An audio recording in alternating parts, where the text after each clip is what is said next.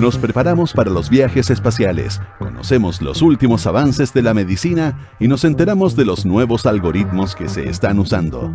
Activa tu inteligencia artificial, porque en Aire Fresco es hora de conversar con los expertos, junto a Polo Ramírez y Francisco Aravena. Ustedes habrán escuchado, y tú lo habrás escuchado, Francisco, también. ¿Cómo estás? Muy bien, ¿y tú? Bien también, que se ha encontrado microplástico prácticamente desde el lugar más profundo en el océano hasta la cumbre más alta del planeta. Son como esos hallazgos insólitos, es como cuando uno dice, abrí una lata de atún y adentro había, qué sé yo, un microplástico. O sea, en todas partes, hasta los lugares que uno encuentra más improbables. Los microplásticos son absolutamente ubicuos. Oye, antes de los microplásticos, te quiero decir públicamente feliz cumpleaños y que todos nuestros auditores también te manden sus saludos. Tú hiciste lo mismo la semana pasada. Ya. Ha querido el destino que coincida justo martes y martes. Así que feliz cumpleaños, Polo. Muchas gracias. Pocos años. Venganza. Digamos, considerando los avances de la ciencia moderna. Antes hubiera sido una eternidad, pero ahora, en fin, bueno. Gracias. Presentemos a nuestro invitado, ¿te parece? Sí, ¿no? yo creo. Más joven que nosotros, sin duda. Sí, pues. Oye, a propósito de microplásticos, claro, nuestro invitado de hoy lideró junto a otra científica, la candidata doctora en biociencias moleculares Yolanda Prado, un artículo que se llama Pequeños plásticos, grandes problemas inflamatorios, que es parte de un libro que se llama Avances en patología molecular, que fue recientemente publicado y que desarrolla contenidos en ciencia, medicina a nivel global y que edita más de 2.900 revistas científicas, esta editorial, así que es un libro importante para actualizar, para recopilar las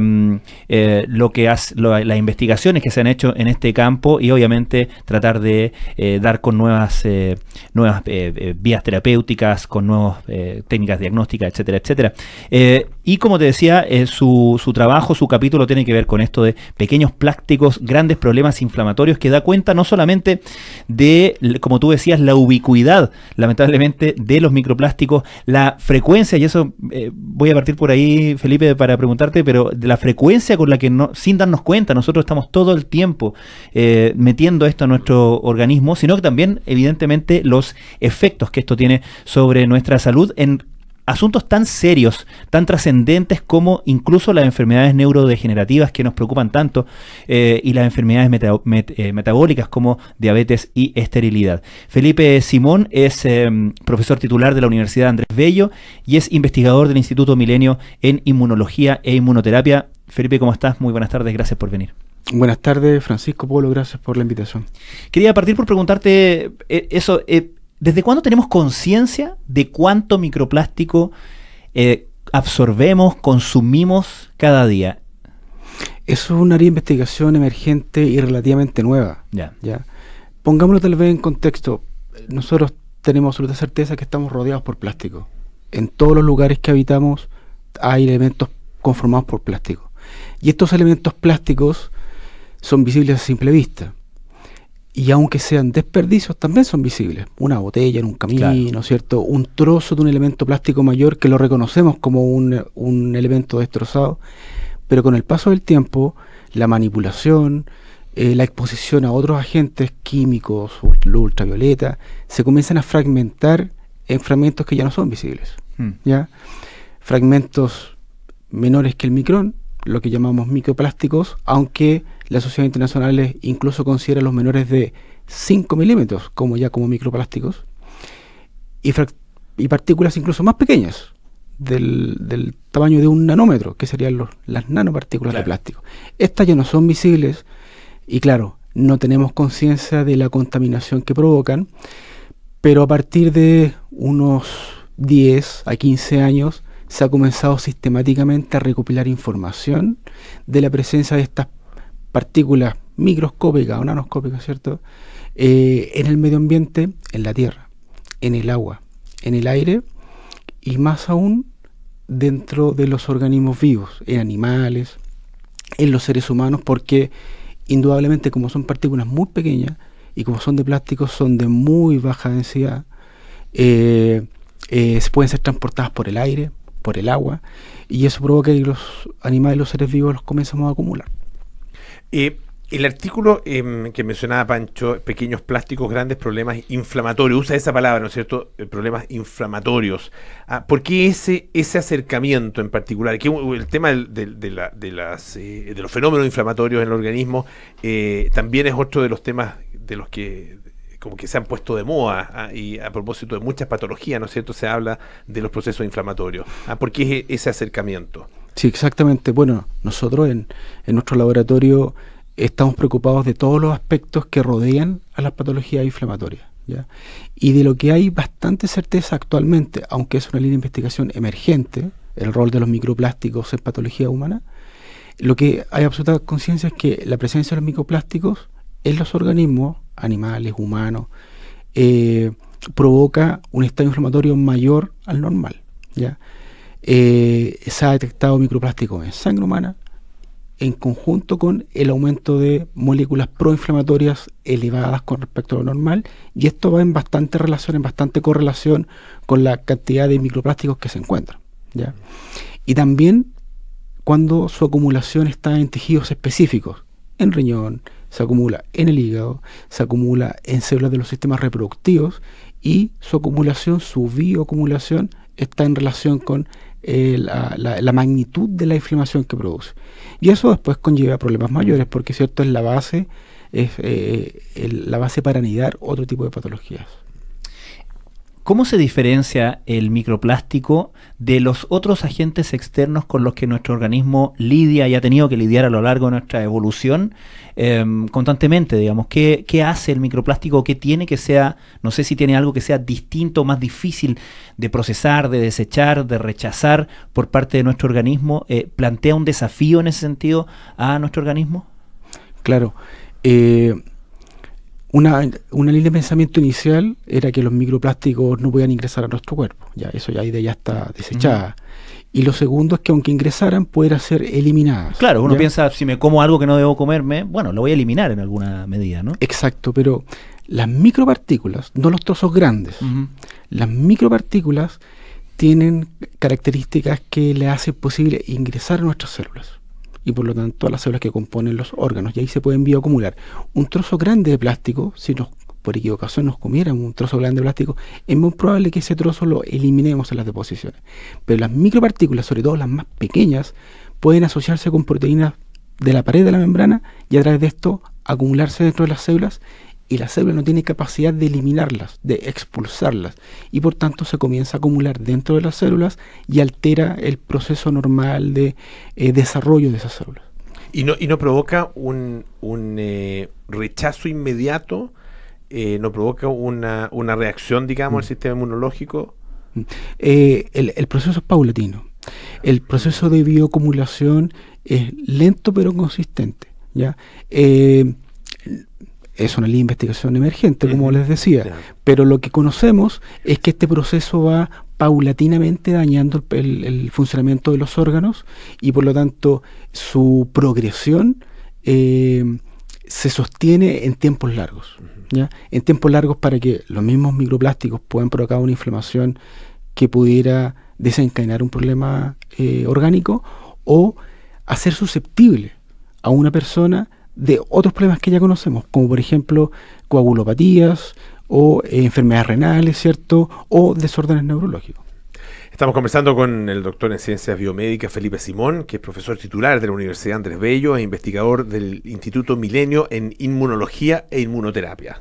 Felipe, ¿qué es lo que más nos ha dado luces o lecciones sobre justamente el efecto inflamatorio de los microplásticos? ¿Han sido casos particularmente o poblaciones particularmente expuestas?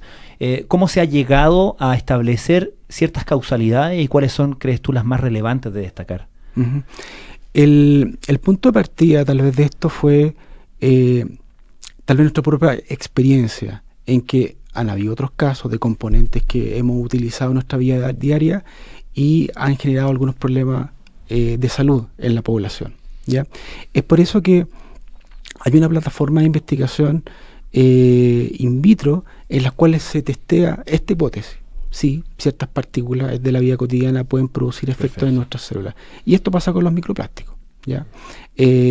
Partió esa hipótesis se constató, ¿ya? Luego de eso, ha ayudado mucho la evidencia de tejidos post-mortem, ¿ya? Prácticamente en todos los casos estudiados, en muestras de tejido post-mortem de seres humanos, en todos se ha encontrado microplásticos acumulados en los tejidos que se han estudiado, en los pulmones, en el hígado. Por lo tanto, ya habiendo pasado la pregunta de ¿existe microplástico en los organismos humanos?, viene la siguiente pregunta de ¿qué efecto causa? Y eso es un tema que actualmente es de estudio, pero en los casos que se han abordado se ha encontrado evidencia de daño, es decir, no es inocuo, es ubicuo, pero no inocuo. Claro. ¿Ya? Ejemplos eran los que daba anteriormente, pero se va acumulando evidencia a medida que va pasando el tiempo. Esa ubicuidad no quiere decir que estemos todos los seres humanos expuestos a la misma cantidad, ¿no es cierto?, de microplástico o nanoplástico. ¿Cuáles son las condiciones ambientales que inciden en el nivel eventual de acumulación?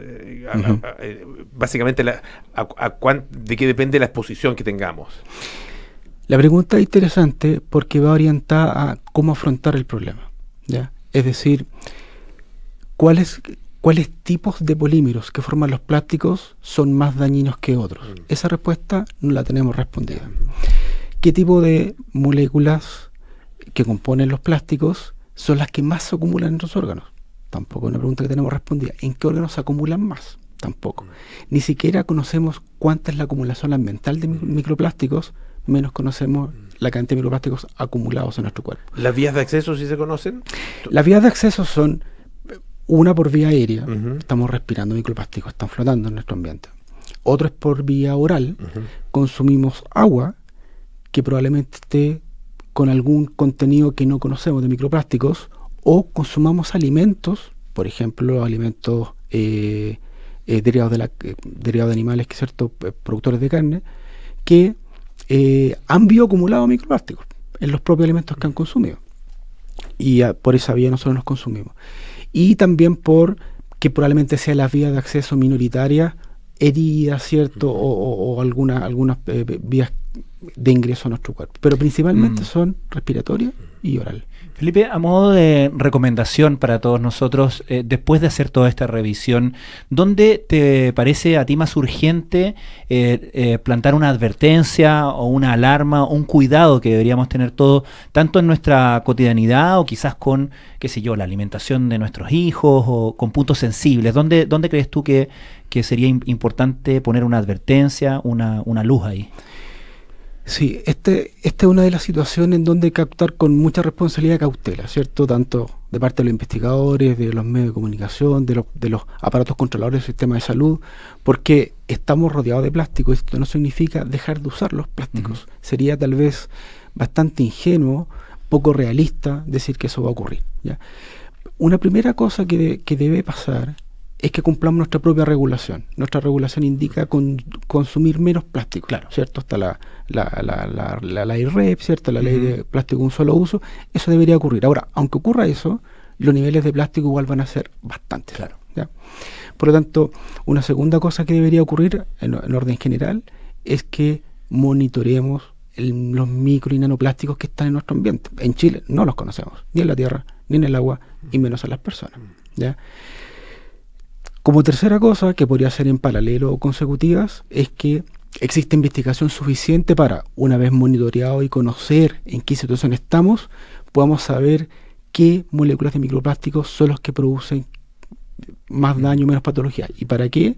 Para que lleguemos a un punto cúlmine en donde podamos dictar normas con respecto a eso. Es decir, como sociedad, qué microplásticos queremos que estén en nuestro ambiente, con qué proporción, cuánta regulación queremos tener en las personas y en el ambiente, para de esa manera ser responsables en el uso de estos materiales que indudablemente nos ayudan en nuestra vida, pero también nos representan un peligro.